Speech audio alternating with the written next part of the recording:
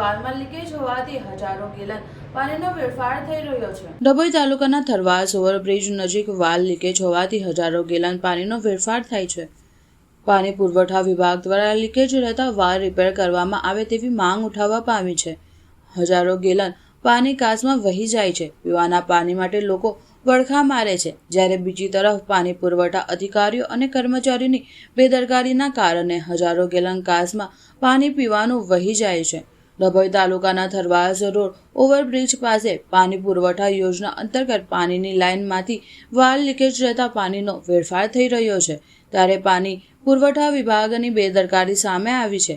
ડભોઈ તાલુકામાં અનેક ગામોમાં પીવાનું પાણી પુરવઠા વિભાગ દ્વારા પાણીની લાઈનો મારફત મોકલવામાં આવતું હોય છે, પરંતુ સમયાંતરે પાણી પુરવઠા વિભાગના અધિકારીઓ કર્મચારીઓ દ્વારા ધ્યાન ન અપાતા પાણીની લાઈન ઉપર રહેતા કેટલાક વાલ ક્ષતિગ્રસ્ત રહેતા હજારો લીટર પાણી દુર્વ્યય થાય છે।